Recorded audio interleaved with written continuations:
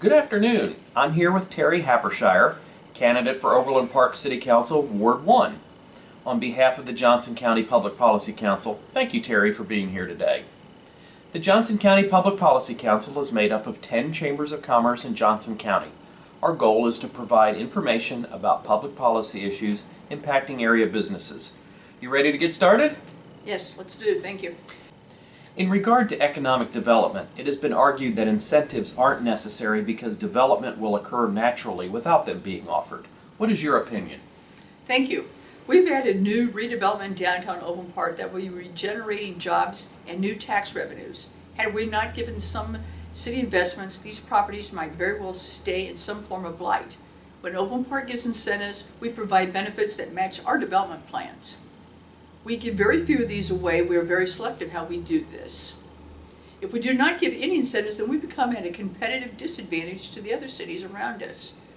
The incentives that we give are used to increase the revenue so that we can support our streets and our infrastructures. What is your opinion on what is commonly referred to as dark store theory, and what do you think Overland Park should be doing today, if anything, to prepare for rulings that favor the plaintiffs? Thank you.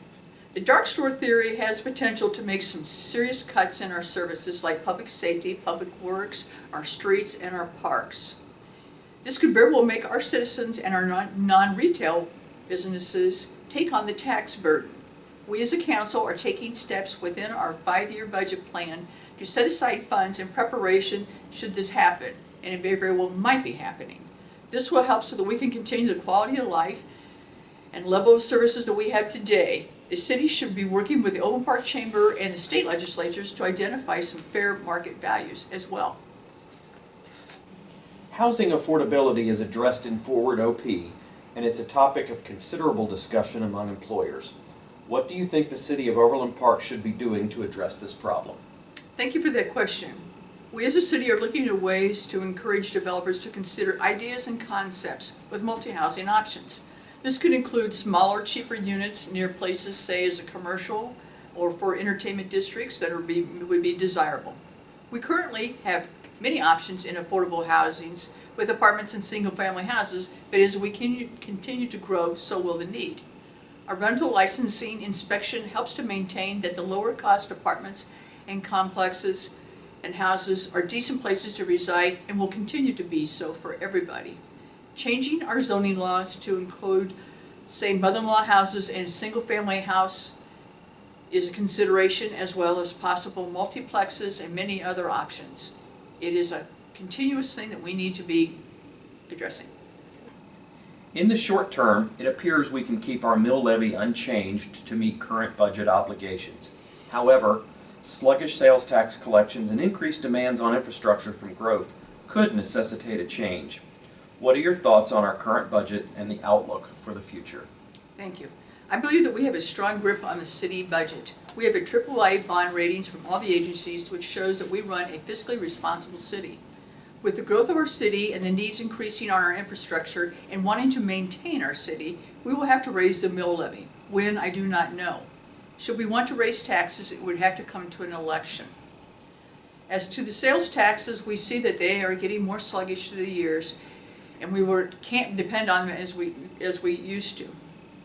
We need to be careful on the use of sales tax because it would decrease our reserves, and that is something we would like to avoid. The governors of Kansas and Missouri have recently forged a truce in the so-called economic border war. Do you support their actions, and what impact do you believe their agreement will have on Overland Park? I do support a truce between Kansas and Missouri. I would hope that this would foster better relationships between us. It is a strong step forward. I would certainly hope that Missouri is true to their truce. Time will tell. We here in Overland Park have many positive points to locate businesses. Low taxes, great schools, housing for our families, excellent workforce, and offer great places for businesses to come to. Our chamber and our city work together to enhance the growth and environment for pro-business and will continue to make this a priority. As we wrap up, tell us why you're seeking public office. What do you believe most distinguishes you from your opponents in this race, making you best suited to serve? Thank you for that question. My willingness to serve has been evident for the many years in this city, and I would be honored to continue my services to Ward 1. As a native resident of Overland Park, Kansas, I have a passion for Overland Park, the great city that it has become under my watch. I have started from this ground up volunteering in countless committees, from CDBG, Community Development, Block Grant, Bike Lanes, Legacy and Greenery, Recycling Committee, improving the ditch streets to current standards, Planning Commission, and City Council, and beyond. I have demonstrated a passion for all aspects of what it takes to give our citizens something to be proud of. Furthermore, I am willing to keep up an open mind in the emerging matters that are coming to this city, and I ask for your vote. Well, we thank you for spending some time with us this afternoon. We wish you the best of luck with this year's election. Thank you.